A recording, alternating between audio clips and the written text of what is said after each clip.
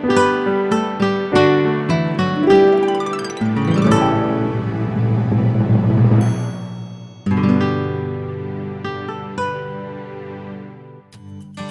Gardening is a production of the Oklahoma Cooperative Extension Service as part of the land grant mission of the Division of Agricultural Sciences and Natural Resources at Oklahoma State University, dedicated to improving the quality of life of the citizens of Oklahoma through research-based information. Southwood Landscape and Garden Center, Tulsa's source for great gardens, southwoodgardencenter.com. And the Oklahoma Department of Agriculture, Food, and Forestry, helping to keep Oklahoma green and growing.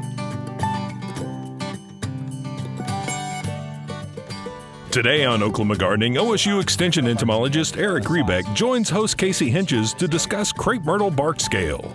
A group of high school students learning about horticulture share some great container gardening combinations. We make colorful stamps from plant parts, and Barbara Brown cooks Ecuadorian potato pancakes.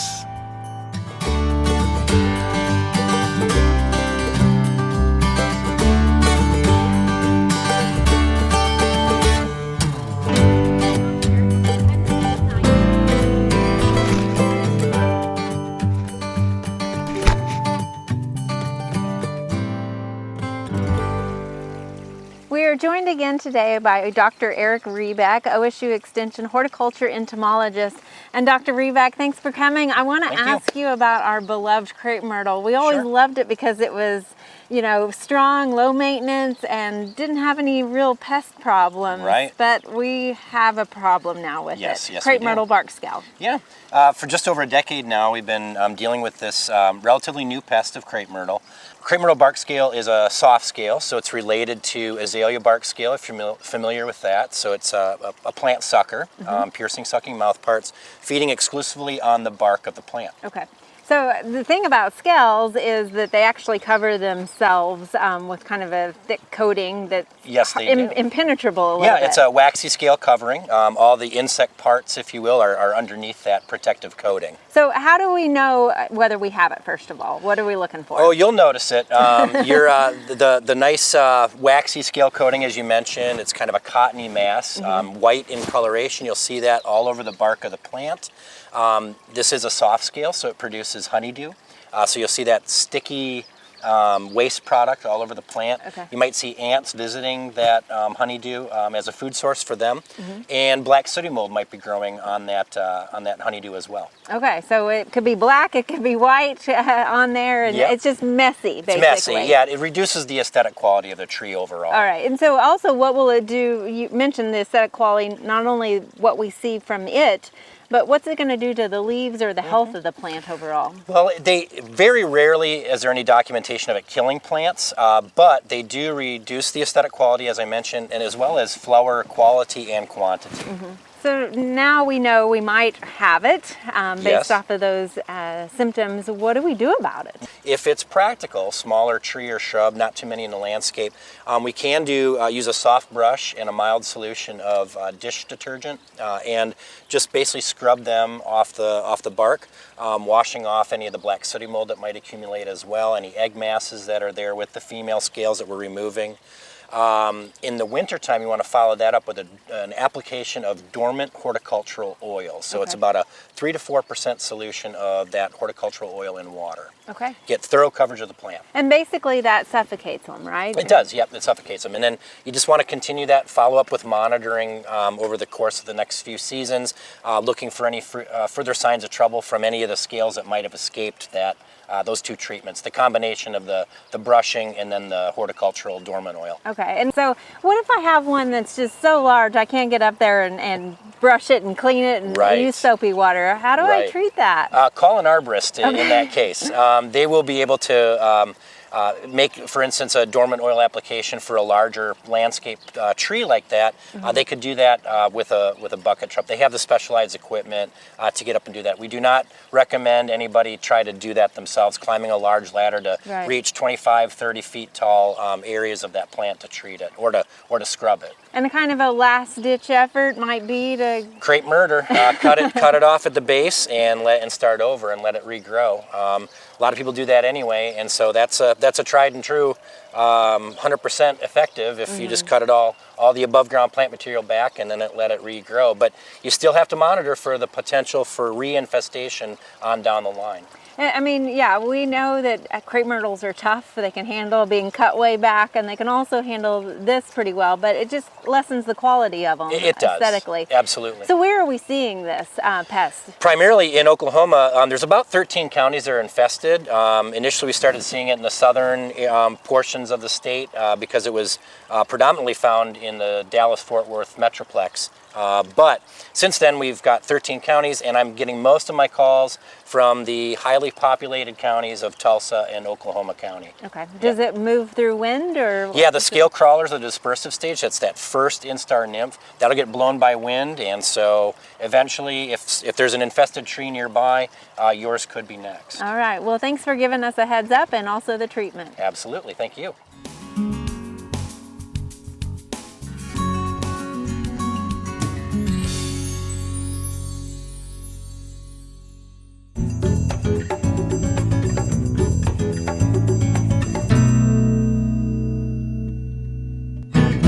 Today we're going to be joined by Camp T.U.R.F students. Camp T.U.R.F stands for Tomorrow's Undergraduates Realizing the Future. This is a 2-week camp that's provided here at OSU through the Horticulture and Landscape Architecture Department for high school, sophomores, and freshmen.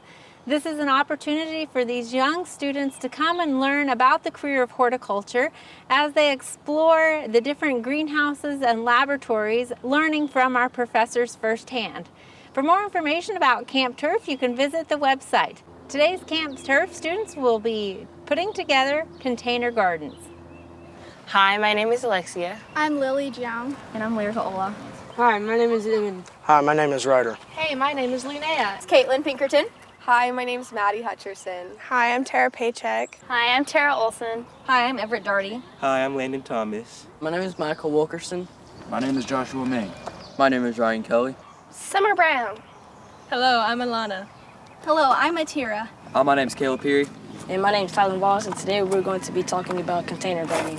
There are many reasons why one might want to start container gardening.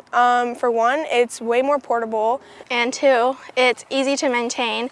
Better soil, improved drainage. Container gardens offer a lot of flexibility and allow your gardens to grow many things like fruits and vegetables. And then also ornamentals. Sun or shade plants. You can plant annuals, perennials. You can even grow small trees or a shrub in a large pot.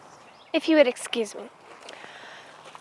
You want a medium to large sized pot for a container garden. And so first thing we're going to do is add potting soil. It's better than topsoil. So we'll need to fill it up halfway.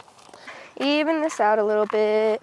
And then we're going to start with a tall plant, often called the thriller. This is a sunshine privet, and it's a thriller. It's often called a thriller plant because of its height. Its height and beauty attracts the eye of the observer. Like a catchy song, Thriller. Okay, so you all just learned how to plant the thriller, and I will be using the filler today. This is a salsa scarlet salvia, and it's a filler, which will go right around the thriller plant. It's a plant that will fill in a lot of the space in the container. It's not going to be as big as the thriller. And you also want to catch it, so just kind of lean it out. When you are planting new plants, you want to tease out the roots just a little bit to encourage new growth inside the pot. Tease in the roots. And this is going to be the last one. These are Royal Velvet Supertunias, and they're a spiller.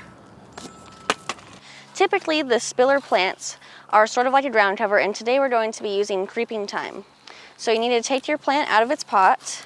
We want them to in between the fillers. Okay. You put it at the very edge because it spills off, because after a point of time it grows. After we have all of our plants placed, we will want to put soil around all of the plants and have it the same level as they were in the container. Once you have it planted, make sure to place it in its appropriate environment and water it regularly. This is a great container plant for full sunlight to add lots of color. This plant will look good in anywhere that has shade because the foliage will give you a blast of color. The particular plants in this pot are water-loving plants. These types of plants grow best in the sun. These are purple and white annuals. It's herb. It's herbs. No, herbs. No, herbs. You gotta leave the H out. Herbs. Stop arguing! All that matters is just that they still smell so good. To make a great container planter, remember. Don't forget a thriller. Filler. And spiller. We know that a garden is not defined by its size and that many of you may live in townhomes or only have a small patio on which to garden, in which case container gardens make a great option for you. You also might have a rather large garden, but you like to add containers around for a little accent. We know you're all creative people and we'd love to see your favorite plant combinations that you've come up with for some of those great containers. Email us a photo and a list of your favorite plant combinations.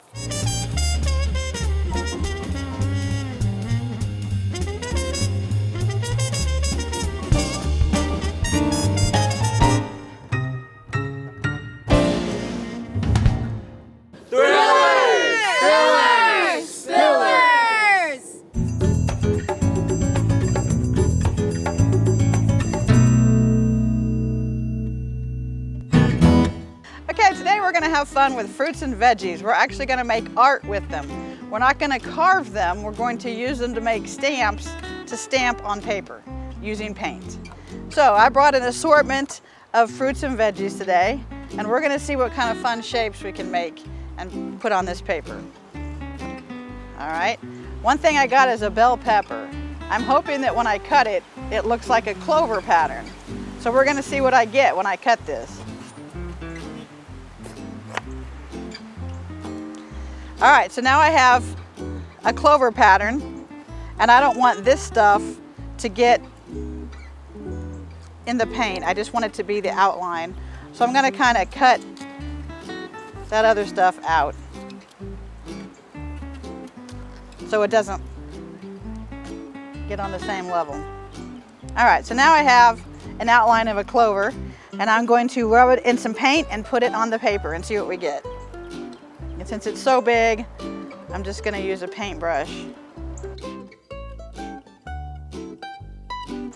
Okay, so now I have a stamp, and I'm going to put it on my paper.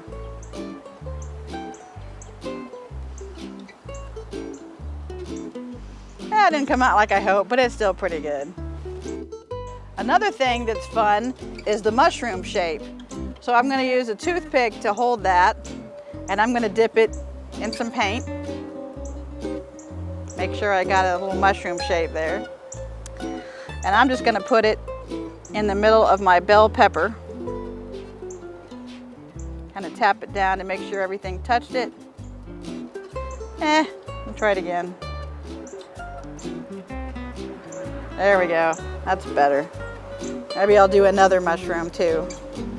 Here's one that's shaped kind of like a kidney bean or a lima bean, so I'm going to try that one in green.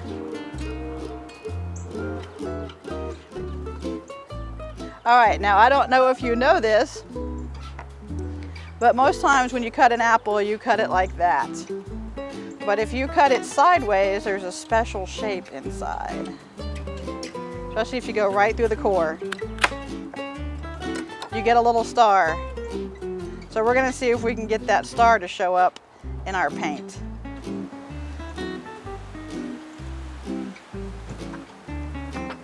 I'm not going to paint the whole thing since I just want to get the star.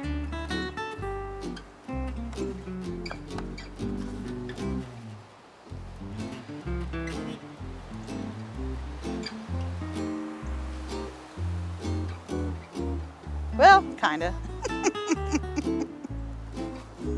Let's try the other half.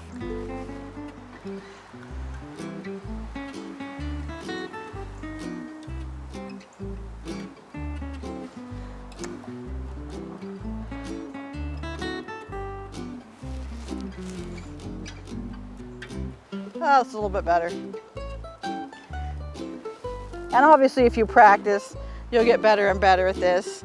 Another kind of cool thing you can do is you can chop a potato in half, and then you can use a pocket knife to carve out a little stamp. So I'm going to carve out a couple of holes.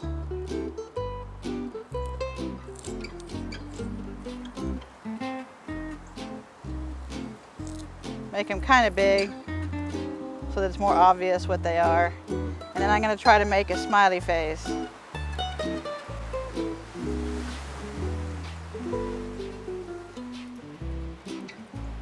Alright, so we have a smiley face.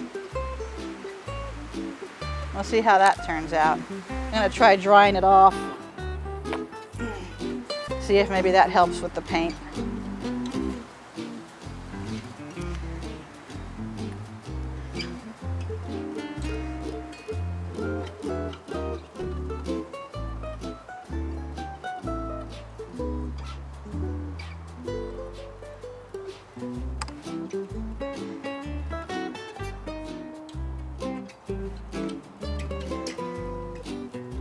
There you go.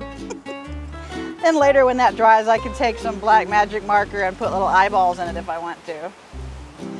If you don't want to cut your fruit or vegetable, you can also find fruits and vegetables that have really neat outsides. Like I'm going to try this corn here, because they have all those really cool kernels, and I'll see what it looks like when I pull the shucks off and just have the kernels.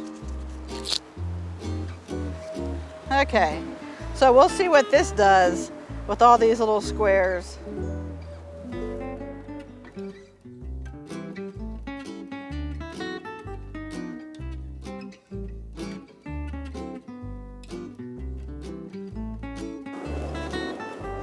So that makes some little interesting shapes.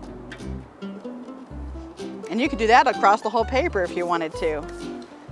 Another one I wanted to try is pineapple, because it's got some really neat little shapes on the outside. So we'll try and see what we get with that. And I'm not gonna cut into it at all, and then when I'm done playing with it, I could probably still eat it.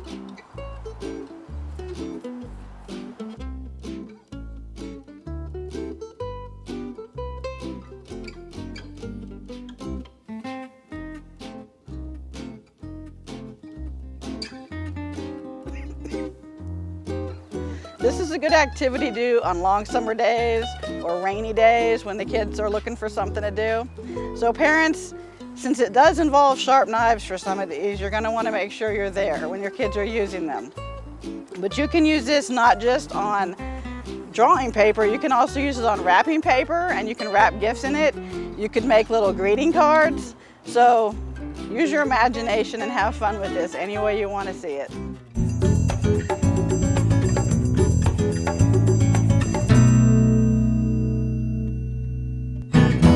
We're going to do Ecuadorian potato pancakes. Now, potatoes originated in this hemisphere, so it's nice to try something from that area. All right, we're going to start with a tablespoon of vegetable oil and let it get a little bit warm, and then I've got a cup of onions that we're going to add to that. And we're going to let those saute just a little bit, maybe 2 to 3 minutes, just until they start to soften up. And while that happens, I'm going to go ahead and move over here. And this is actually step one. You're going to take 2 pounds of potatoes. I mean, depending on the size, it's going to be 4 or 5 potatoes. And you're going to steam them in their jackets, or you're going to boil them in their jackets, whichever way you want to do it. When they're done, you're going to take them out and cut them in half so they can cool fairly quickly. Now, this is something that, again, you could do ahead of time if you needed to. And you can either put them through a ricer, you can mash them with a fork like I'm doing here, you could use a pastry blender like this, or a regular potato masher. But the idea is to get them broken down fairly well. And you want to make sure they're nice and soft as well, because we're going to be moving these into a patty form so that we can actually cook them in the skillet. I'm going to go back and check this one again.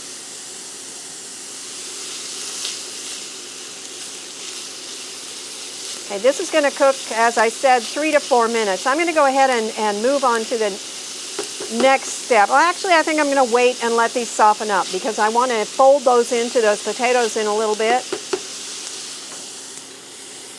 I'm going to finish mashing these. And then we're going to add some seasonings to the onion and cook those together. And once those are all cooked together, that cooking with the onion enhances the flavor of the other ingredients that we're going to add. And once those are all blended together well, then we'll come back and fold that mixture into the potato mixture. All right, you can see that these have started to become more transparent. To this, I've got a half a teaspoon of garlic powder, a half a teaspoon of salt, half a teaspoon of paprika, a fourth of a teaspoon of coriander, and an eighth of a teaspoon of ground cumin. We're going to stir these together and let those toast a little bit with the onion for probably 2 to 3 more minutes so we get that nice cooked flavor in the herbs and the spices. So these, you can see we've cooked them down. We're going to add them to the potatoes that we've mashed fairly well. And then we're going to add something. Now usually when I've made potato pancakes here in the States, one of the things my mom taught me was that we would make sure everything was cool enough and then we would put an egg in here to try and hold everything together. We're going to do something a little bit different in that we're going to add cheese to it and stir that in well. I'm using mozzarella. If you had queso fresco, you could use that. And then a half a teaspoon of black pepper and a half a teaspoon of salt. And this may be enough ingredients that we can do what we need to do. However, I'm going to reserve the privilege of adding some flour to it if it's not holding together the way I want, because we're actually going to have to take it and form it into balls and then make patties from those, flatten those. So you want a patty that ends up being about 3 inches across and about a half an inch thick. So we'll get this stirred together and then we'll move forward with that.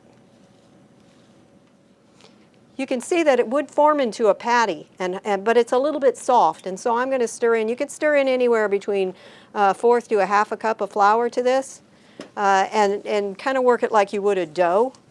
So I'm just going to move it around and see if we can get it in there and get it to blend in fairly well. And if you find out that as you're cooking them that it's not holding up the way you want it to, you can always add a little bit more. Some people will take a little bit of the flour as well and put it on a plate, and they will add, or once they get the patty made, before they put it in the oil, they will dip it in the flour, and that may help give you a little bit better of a crisp crust to it. So I think that's fairly well done. I'm going to go ahead and add, I've got 2 tablespoons of vegetable oil. I'm going to put that in the pan and let that start to get warm while we form the patties. So you're going to have to do a little bit of experimentation to find out exactly how much potato you need to get 3 inches across and a half an inch thick.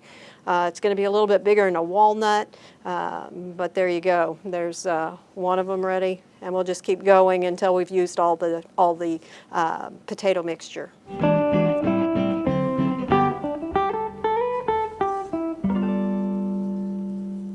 Once you get the patties made, it's about 3 minutes per side once they're in. Now this needs to be a medium-low kind of heat. We don't want them cooking really fast. So if they're starting to get a little bit too brown, you may try to turn them down. Also, if you're having trouble with the crust staying in the pan, which is something that I've experienced, a little bit lower heat, using a nonstick pan may help. But just kind of experiment until you get where you need to be.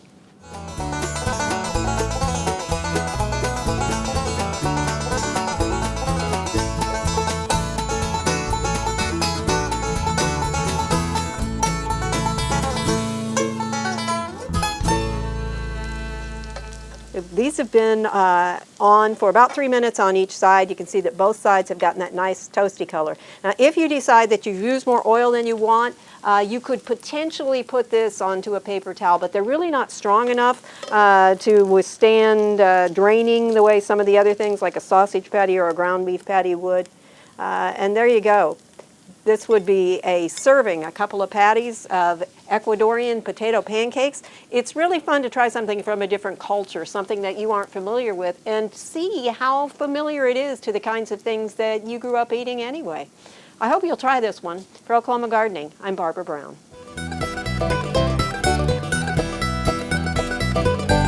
There are lots of great horticultural events this time of year. Be sure and consider these activities when you're making your plans for the weeks ahead.